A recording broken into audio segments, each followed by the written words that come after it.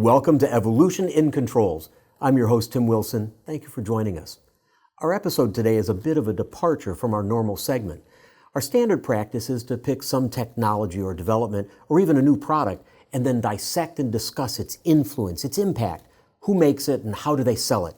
And we always try to look at what it means for the future. Today, we will be focusing on a particular business. It's a business that is undergoing significant change and growth.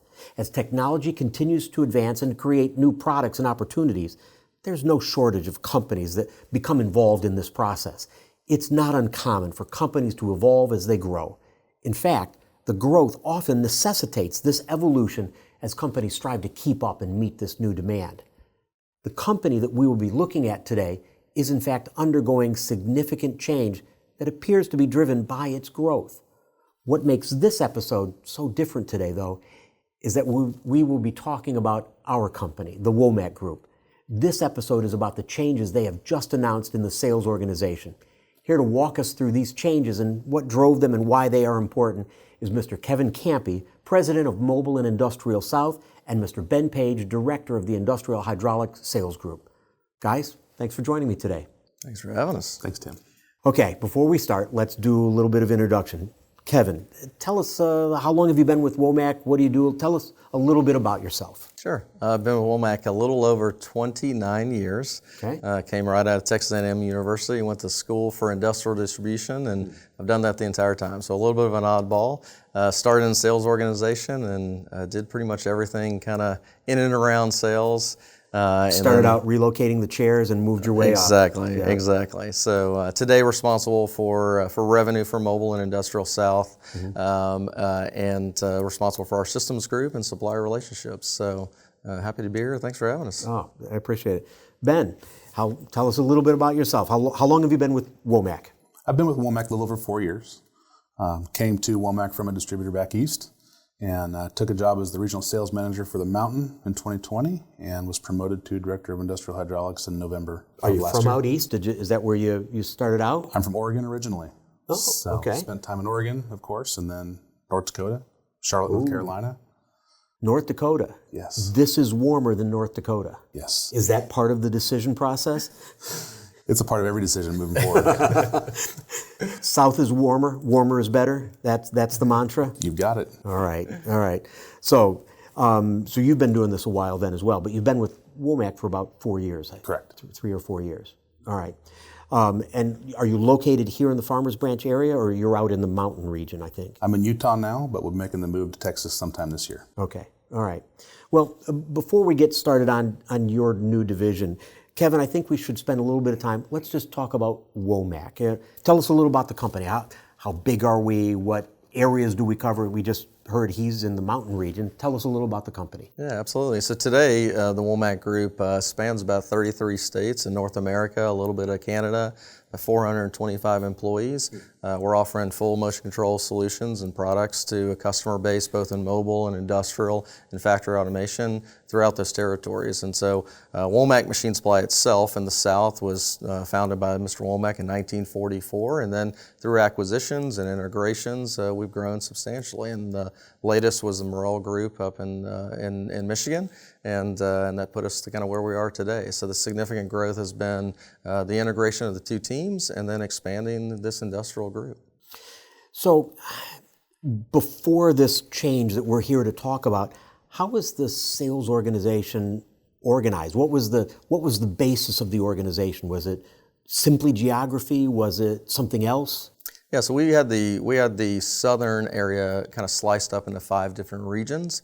And those regions were led by regional vice presidents and regional sales managers, and then a team of salespeople. Those salespeople were, maybe you could call them a jack of all trades, but they were subject matter experts in all things, whether it was pneumatics, hydraulics, or electromechanical, and they would deal with both mobile and industrial and heavy industry accounts.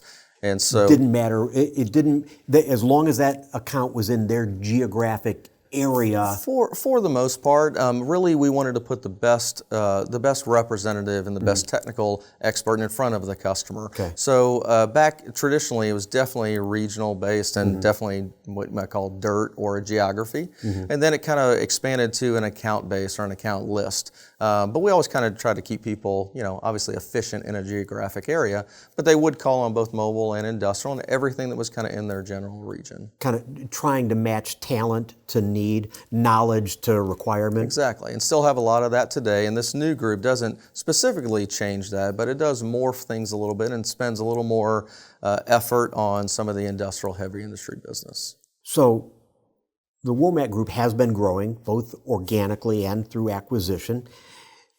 What's driving this organizational change? Is it the growth? Is it the new companies? Is it the number of employees? What's driving this? Yeah, so we have some great geographies, and we have we have a tremendous market share in the mobile division as well as in industrial, but in certain geographies.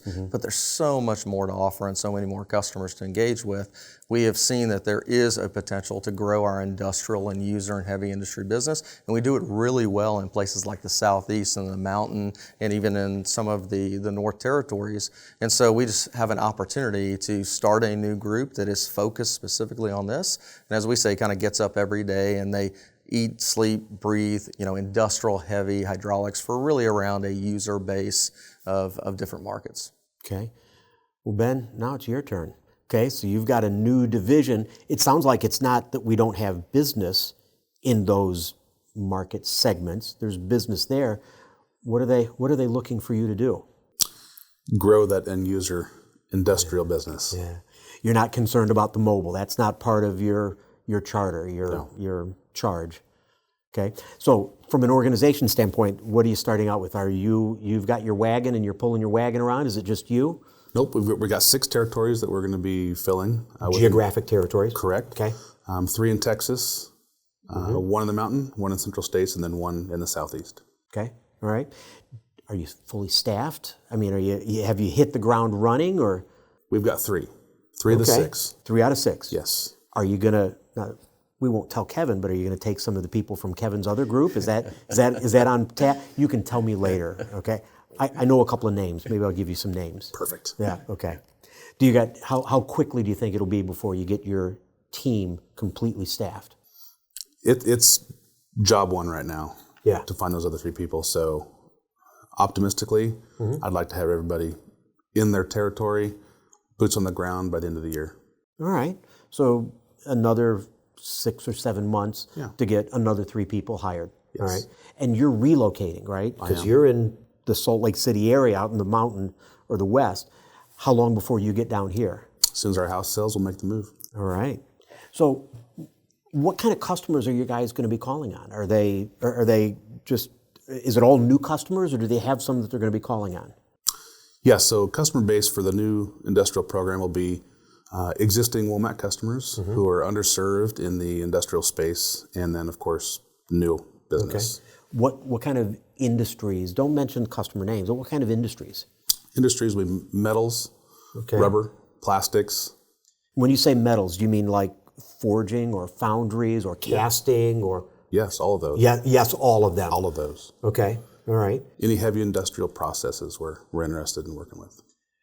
Is there mining? Does that go on? Maybe out west? Is that a heavy industry? It is. Mining and minerals. Okay. Specifically in the mountain and in Montana. Coal. Okay. So. We've been calling on them before. What's the difference now in your mind? The difference now is that this team is focused on that. We're not going to get sucked into a mobile project. We're not going to start chasing automation. We're going to eat, breathe, and drink industrial hydraulic business. You know, he made an interesting statement there. They're going to not get drawn away. Do you find, Kevin, from a strategic standpoint, that having a variety of different industry customers, that salespeople might tend to focus on one and not the other? I think we've historically run into that. It's nothing, nothing against, their natural state, but people do gravitate to what they do really well. And certainly the mobile business as well as the industrial business, depending on where you are, what your forte is, what your knowledge base is, draws you into that. And so we've been drawn into where the business really is concentrated. Well, there's a lot more business outside even where the business is concentrated. So Ben's group is going to do just that. There's plenty of metals and extruders and forgings and consumer products and concrete products and all of these other big, heavy industries that exist in and around these mobile customers. And the guys, some of the sales team, they just don't have enough time and capacity to serve them all. So we're trying to take a little bit of load off of them to say, let's have somebody else that wake up every day and just be focused on this. And not only those markets, but also those products from our suppliers that meet those market demands. From a leadership standpoint, you just made an interesting point. This is an investment in more sales. We are investing in advance of the results. Absolutely. So yeah, no pressure on Ben, but we are investing, and that's what you've seen from us over time, and that's what we'll be doing in the future. Is we are willing to invest in the future, hiring really good folks, providing really good leadership, and taking a targeted approach, making sure that we have a market demand, we know where the market is, and hiring really good folks and training them up, and then go attack the market. I think that's a polite way of saying hands off my people. I think that's a polite way of saying that. I may have picked that up, Ben. So as you go talk to these customers, which may not be necessarily new to Womack, but maybe a more specific attention to them, are you going to need new products? Are you going to be offering new services? What are you going to be doing that's different for these customers? It's the focus on the industrial part that's new, okay. I would say. We've had access to these products. Bosch, Rexroth, Heideck both have robust industrial product lines. Yep. We just haven't been diligent in pushing those as hard as we should have been. Or maybe have the time to do it. Correct. Are there, if we're talking about end users have different needs than a machine builder, an OEM has, a machine builder, whether it's a dump truck or whether it's an injection molding machine. That's right. An end user has different needs. Are you going to be able to focus on those needs maybe for services as well? Absolutely. Services, repairs, installation, system design, system fabrication, reliability upgrades. Maybe more systems opportunities than maybe for an OEM? Absolutely. Okay. All right. That's interesting. What do you see as the biggest challenge ahead of the team that you're putting together, either whether it's for you as the leader or for them as the salespeople? For me, it's the people. Okay. The business is there. Womack's got the structure to support those customers.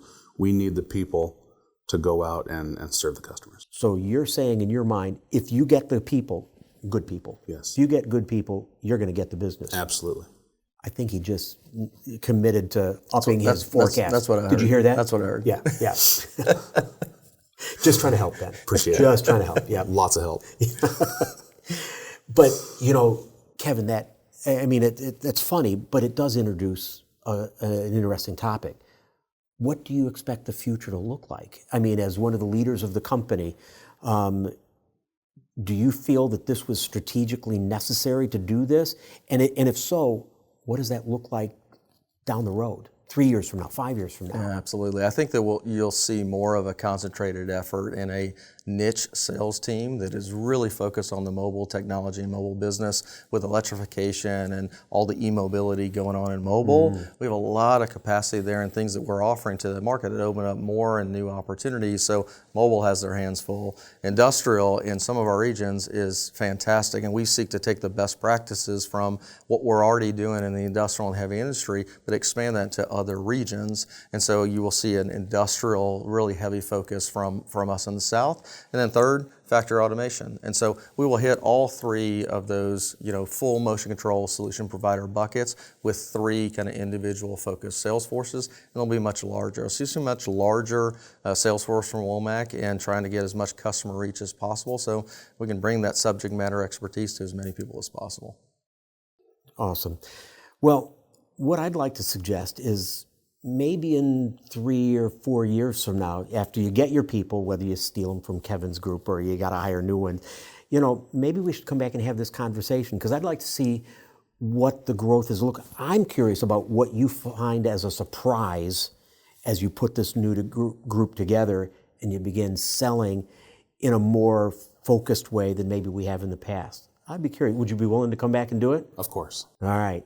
Kevin, 3 to 5 years, I mean, you've been at this a long time. Are we coming to the end of your rope? You'll come back in 3 to 5 years? I will be back here in 3 to 5 years to talk to you again, no problem. All right. Thanks very much. Guys, I appreciate you joining us. All right. Thank you, Tim. To learn more about Womack Group and their systems and solutions, visit womacmachine.com. Don't forget to subscribe to Evolution in Controls on whatever platform you use for podcasts or on YouTube for a video version so you can be updated when we release new episodes. Thank you again for joining us today. I'm Tim Wilson, and remember, keep moving.